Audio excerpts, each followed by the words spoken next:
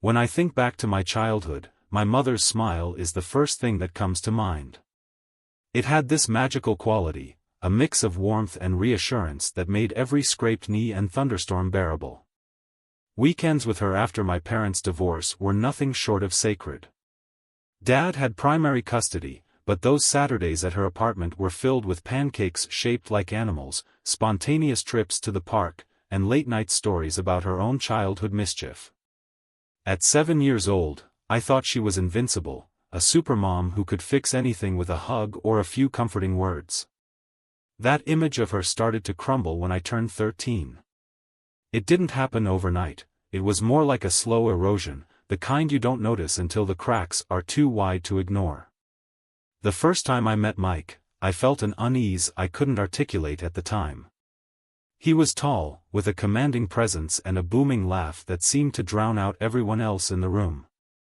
My mom introduced him as her special friend, but the way she looked at him told me he was more than that. And he came with baggage, 2 kids, Ashley and Ryan, who were a year younger and a year older than me, respectively. The marriage happened within a year. I remember standing at the ceremony, awkwardly holding a ring box while Mike's kids flanked him on either side, beaming like they had won the lottery. Mom looked radiant in her white dress, but when she hugged me afterward, it felt different. Tighter, maybe, like she was trying to convince both of us that nothing would change. But things did change, more than I ever expected. At first, I tried to fit into the blended family dynamic. I'd sit through dinners where Mike dominated the conversation, telling stories about his work or cracking jokes at my expense. "Hey, Jake, you're looking a little skinny there. Do we need to start feeding you protein shakes?" he'd say, grinning as Ashley and Ryan giggled. My mom would chuckle nervously, her eyes darting to me as if to gauge my reaction. I forced a laugh, not wanting to be the one who couldn't take a joke. But deep down, I felt the sting of being an outsider in my own home. Over time, my mom's attention shifted almost entirely to Mike's kids. It was subtle at first, little things like Ashley getting the bigger bedroom because she was starting high school and needed space, or Ryan being celebrated for making the soccer team while my art competition win barely warranted a nod. Then there were the bigger betrayals, like the time Mom promised to take me to a comic convention I'd been saving up for, only to cancel at the last minute because Ryan had a surprise soccer tournament. "We'll go next year, I promise," she said, ruffling my hair. Next year never came. The real breaking point, though, was the college fund. My dad had been saving for years, but when he lost his job during my senior year of high school, he couldn't contribute as much as he'd hoped. Mom assured me it was fine, she had set money aside for my education too. But when it came time to enroll, I found out that most of it had been spent on Ryan's private school tuition.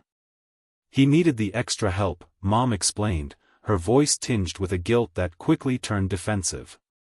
"You're smart, Jake. You'll figure it out." I did figure it out, but not without resentment building like a storm cloud over the years. While I worked part-time jobs and scrambled for scholarships, Ryan breezed through life with every resource handed to him. Ashley, too, seemed to have endless support. Her cheerleading competitions were family events, complete with matching t-shirts and a cheering squad. Meanwhile, I had to beg for someone to show up to my high school graduation. When Mom finally did, she left early to attend Ashley's end-of-year recital. Social media became my unwelcome window into their world. Pictures of family vacations I wasn't invited to, posts about birthday parties I didn't even know were happening. The worst was Mom's 50th birthday. I had planned to surprise her with a handmade scrapbook filled with memories from our early days, a token of the bond one thought we still shared. But when I arrived at the house, I found a full-blown party in progress. Guests filled the backyard, laughing and toasting while a banner that read, "Happy Birthday, Mom," fluttered in the breeze.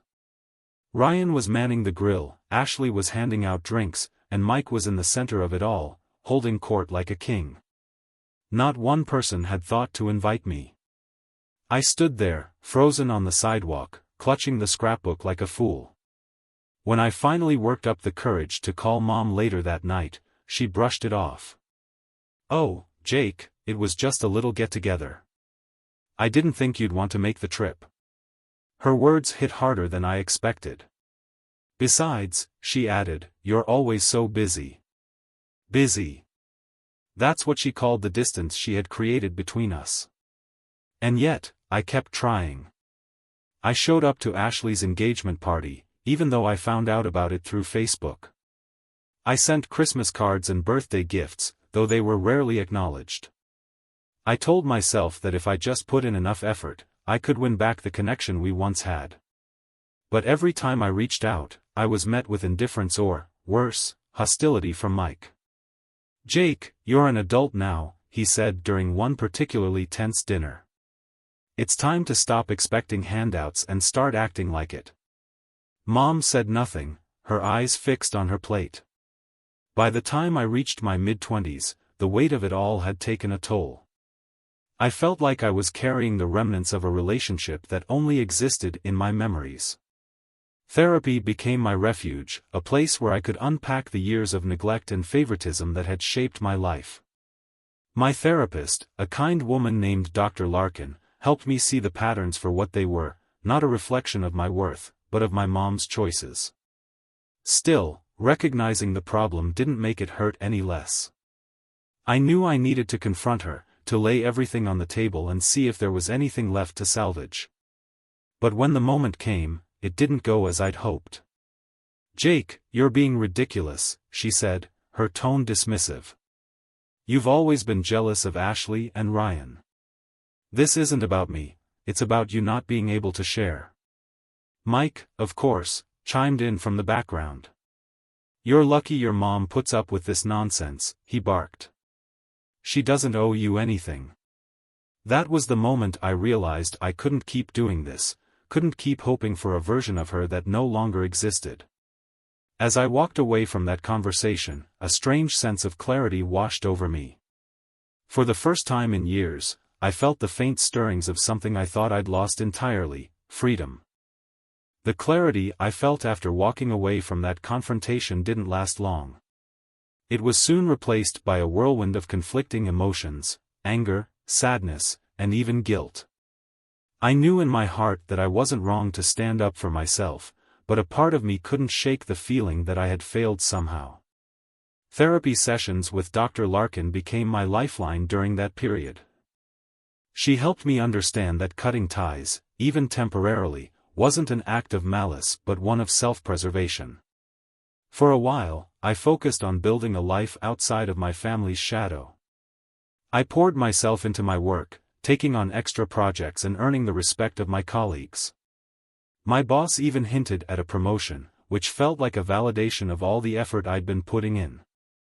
Outside of work, I started exploring hobbies I'd neglected for years. Photography became my escape, a way to capture beauty in a world that often felt so bleak. I spent weekends wandering through parks and city streets, my camera slung over my shoulder, chasing moments of light and shadow. But as much as I tried to fill the void, the ache of my mother's absence lingered. Holidays were especially tough. Thanksgiving and Christmas, once filled with laughter and tradition, became quiet days I spent alone or with a couple of friends who knew what it was like to have fractured families. Social media remained a cruel reminder of what I was missing. Photos of Ashley and Ryan with my mom, all smiles and matching sweaters, would pop up in my feed, accompanied by captions like, "Family is everything." It felt like salt in a wound that refused to heal. My dad, on the other hand, had always been a steady presence in my life, even after the divorce. He wasn't the most expressive man, but he showed his love in his own quiet ways, helping me with school projects, teaching me how to change a tire, and always being there when I needed him. When I told him about the growing distance between me and Mom, he listened without judgment. "You can't force people to see things the way you do," he said one evening as we worked on fixing a leaky faucet in his kitchen. "But you can decide how much of yourself you're willing to give." His words stuck with me, offering a sense of clarity when I felt most lost. The turning point came unexpectedly. One evening, while scrolling through old photos on my computer, I stumbled upon a picture of me and my mom from years ago.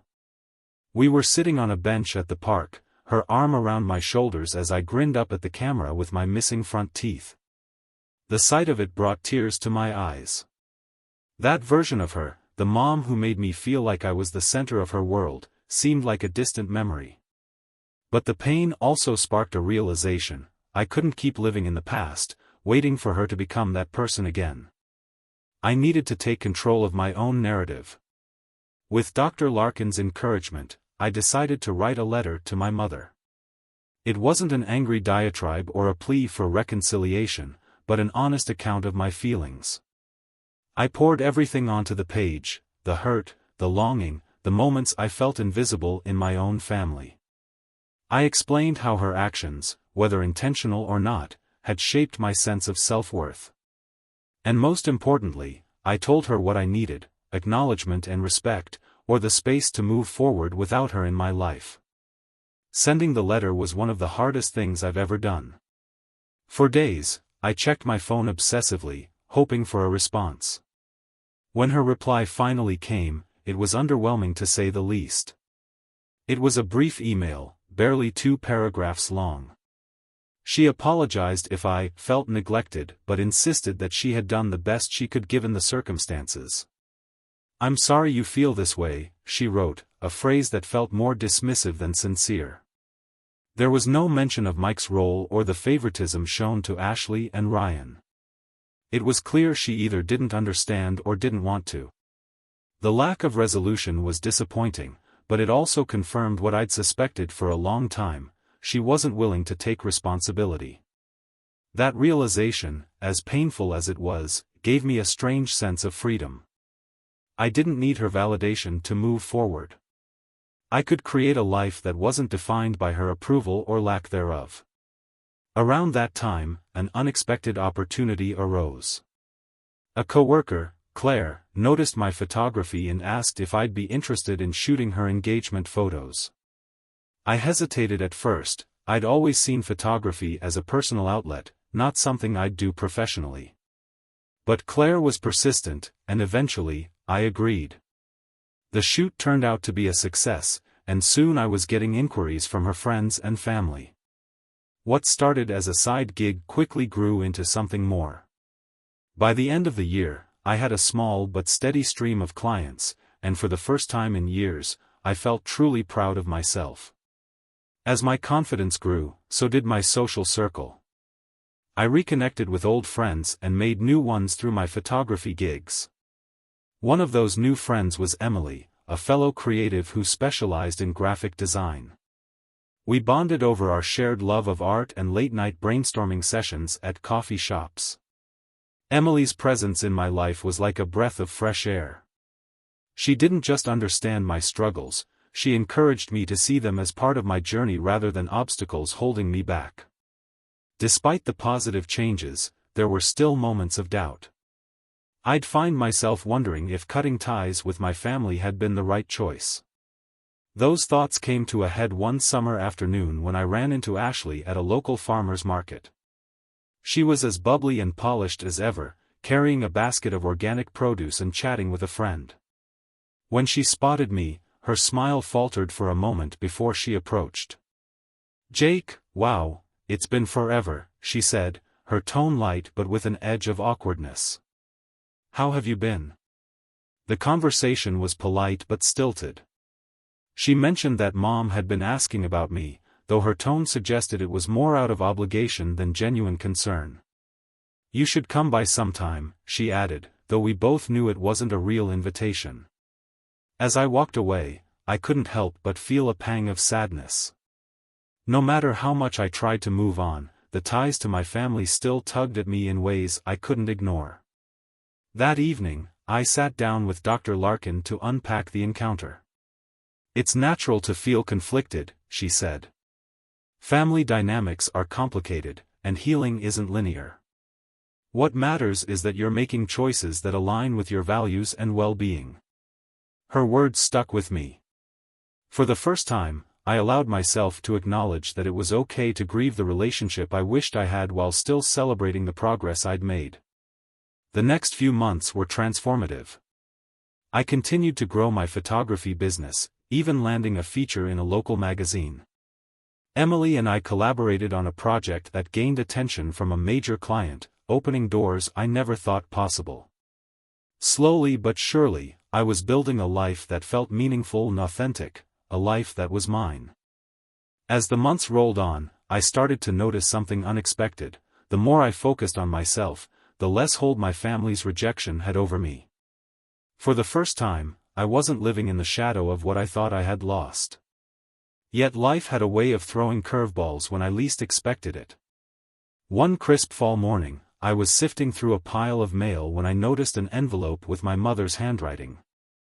My stomach churned. I debated tossing it straight into the trash, but curiosity got the better of me. Inside was a simple note: "Jake, we'd like to see you. Let's talk." No apology, no acknowledgement of the years of pain, just a vague request. Attached was an invitation to Ashley's housewarming party. The date circled in red. Emily was the first person I told about the invitation. She studied my face carefully as I recounted the details. "What do you want to do?" she asked. "I don't know," I admitted. Part of me wanted to ignore it, to avoid reopening wounds that had barely started to heal. But another part, the one that still yearned for some semblance of family, whispered that maybe this was an opportunity, a chance to bridge the gap. After days of internal debate and a long session with Dr. Larkin, I decided to go. Not for Ashley, and certainly not for Mike, but for myself. If nothing else, I needed closure, and facing them might be the only way to get it. The party was held at Ashley's new home, a sprawling suburban house that screamed perfection. As I walked up the stone pathway, gift in hand, my heart pounded. The sound of laughter and clinking glasses spilled out through the open door. For a moment, I considered turning around, but then I saw her, my mom, standing by the window, holding a glass of wine and chatting with a group of women. She looked older, thinner, but still exuded the same polished confidence that had always been her hallmark. "Jake!" Ashley's voice broke through my thoughts. She rushed over, her smile radiant. "I'm so glad you came." Her enthusiasm was genuine, but it only made me feel more out of place.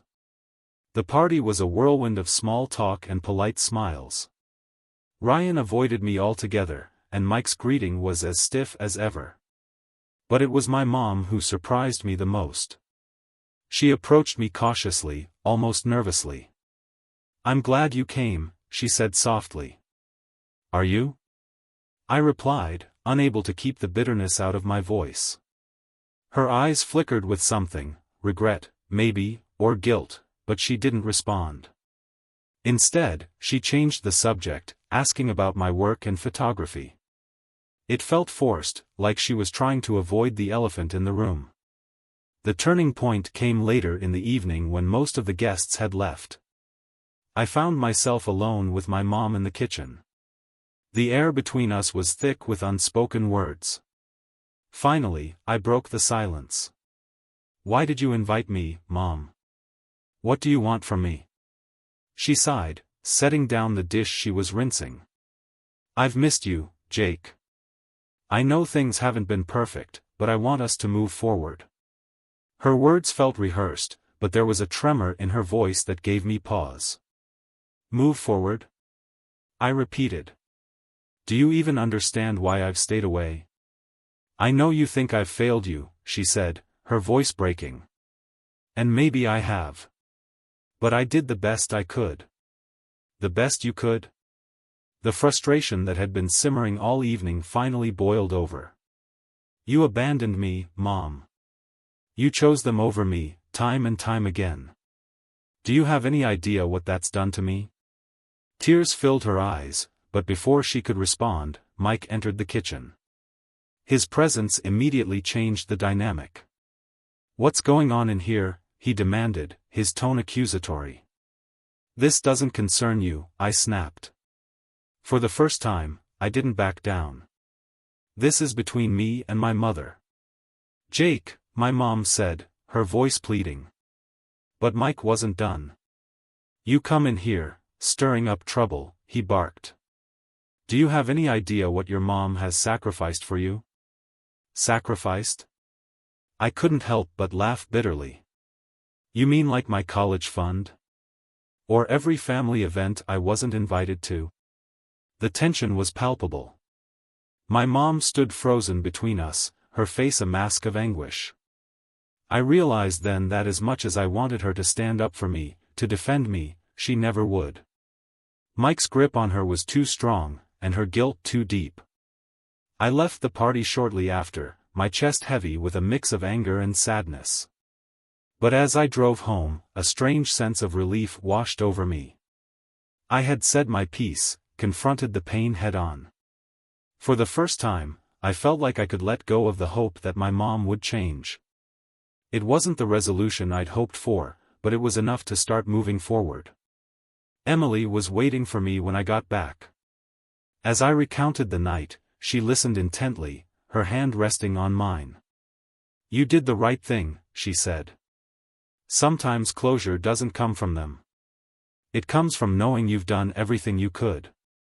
Her words stayed with me in the days that followed. I focused on my photography, pouring my emotions into my work. A series I shot about family dynamics caught the attention of a gallery, leading to my first solo exhibit. The success was bittersweet, but it also felt like a turning point. I was no longer defined by my family's rejection. I was carving out a path that was entirely my own. The months after Ashley's housewarming party felt like a strange limbo.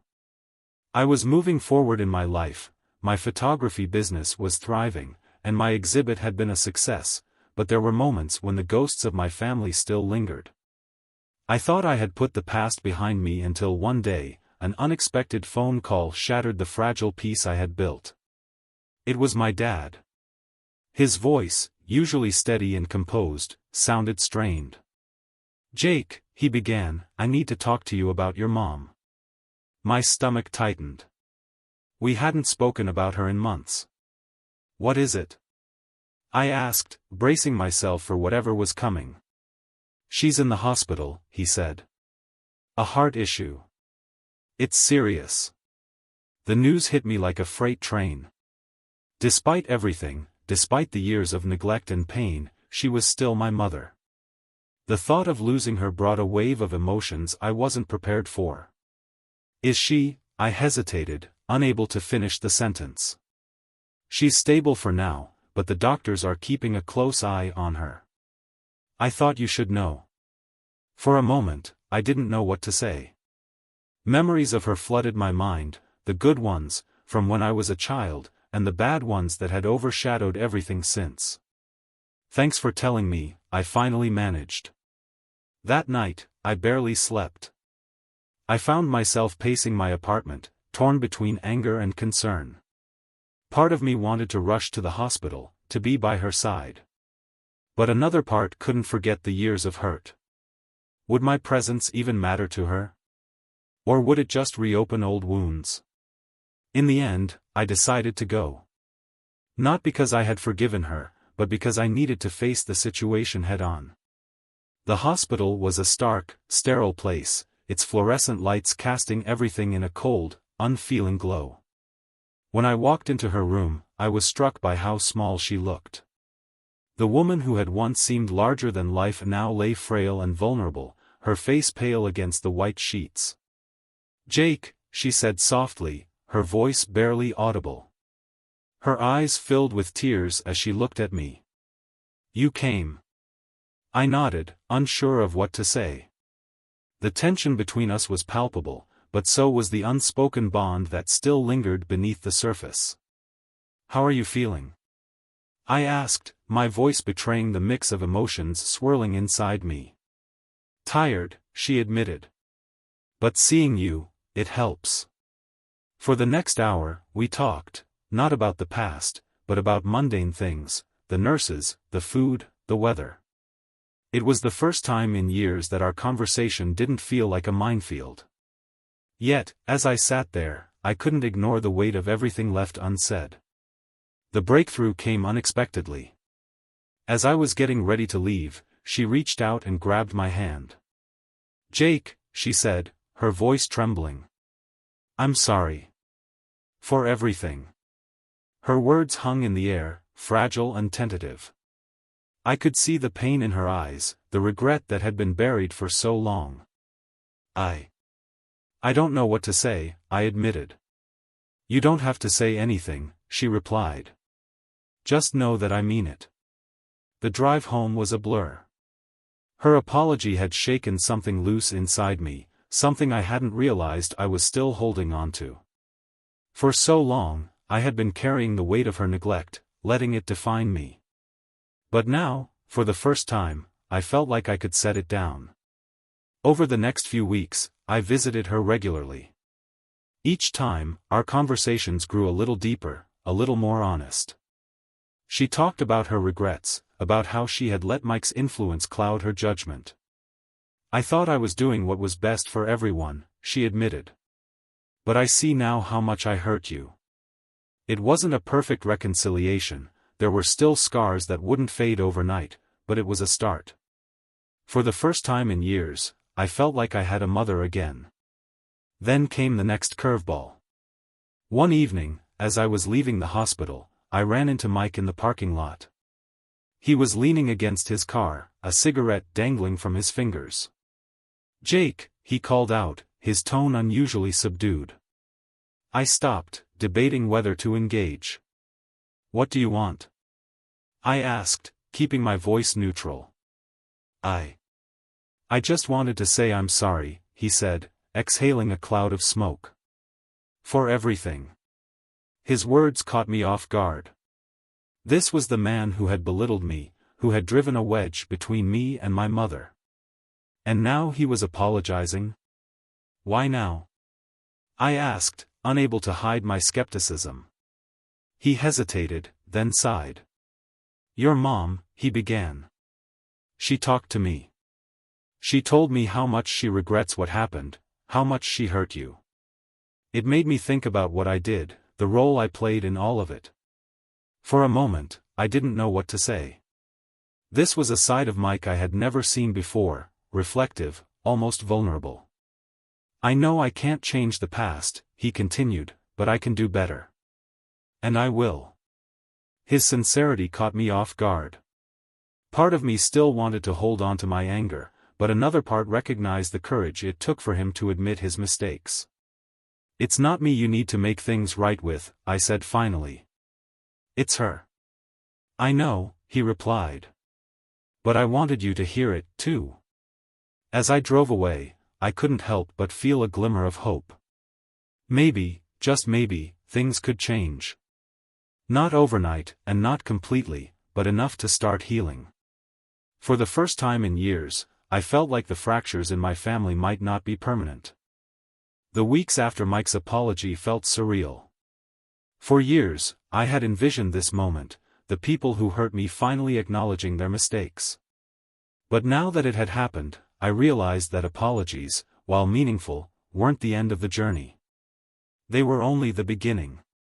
I continued visiting my mother in the hospital, and over time, her condition began to improve.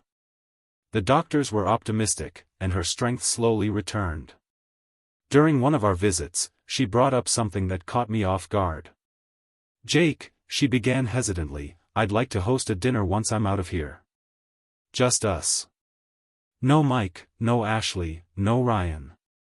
I want to spend time with you." Her words took me by surprise. For so long, I had felt like an afterthought in her life. Now, she was asking for a chance to reconnect, just the two of us. I nodded. "I think I'd like that," I said. The dinner, held a month later, was simple but heartfelt. We sat at her kitchen table, sharing a meal and talking late into the night. She shared stories about her childhood, her struggles as a single mother, and the fears that had driven many of her decisions. For the first time, I saw her not just as my mother, but as a flawed, complicated person who had done the best she could with the hand she was dealt. It didn't erase the pain of the past, but it helped me understand her in a way I never had before. Our relationship wasn't perfect, there were still moments of tension, and the scars of the past didn't fade overnight. But we were both trying, and that effort made all the difference. Meanwhile, Mike's transformation was equally surprising. True to his word, he began making amends in his own way. He stepped back from his overbearing role in the family, giving my mother the space to rebuild her relationships. At one point, he even reached out to me with an invitation to grab coffee. I hesitated but ultimately agreed. Our conversation was awkward at first, but by the end of it, I saw a side of him I had never known, a man genuinely trying to make things right. As for Ashley and Ryan, our interactions remained cordial but distant. They hadn't been as directly involved in the pain I experienced, but their roles as the favored children had left a lasting impact. I didn't blame them, they had only been kids, swept up in dynamics they didn't fully understand. Still, I kept my boundaries firm. Forgiveness, I realized, didn't always mean reconciliation. My own life continued to flourish. The photography exhibit led to new opportunities, including a partnership with a nonprofit that used art to support mental health initiatives. Emily and I grew closer, and our friendship eventually blossomed into something more. She became a constant source of encouragement and joy, reminding me that the family we build for ourselves can be just as meaningful as the one we're born into. One day, as I was sorting through old boxes in my apartment, I stumbled upon the scrapbook I had made for my mom's 50th birthday. I hadn't looked at it since the day I'd stood on the sidewalk outside her party, feeling like an outsider. Flipping through the pages, I felt a pang of sadness but also a sense of closure. That chapter of my life was behind me, and while it had shaped me, it no longer defined me. I decided to give the scrapbook to her during one of our visits. When she opened it, her eyes welled up with tears. "I'm sorry I didn't appreciate this before," she said, her voice trembling. "It's beautiful." "It's yours now," I replied. I think we've both grown a lot since then. In the months that followed, I felt a sense of peace I hadn't known in years. The wounds of the past hadn't completely healed, but they no longer consumed me. I had built a life that was meaningful and fulfilling, surrounded by people who valued and supported me. My mother's efforts to mend our relationship were ongoing, and while we had a long way to go, we were finally moving in the right direction. The biggest lesson I took away from it all was this: healing isn't linear, and it doesn't always look the way you expect. Sometimes, it's messy and painful, full of setbacks and unanswered questions. But with time, effort, and the willingness to let go of what no longer serves you, it's possible to find peace. As I stood in the gallery at the opening of my second exhibit, surrounded by friends and supporters, I realized how far I had come. The theme of the exhibit was resilience, and each photograph told a story of overcoming adversity. In many ways, it was a reflection of my own journey. For the first time in years, I felt whole.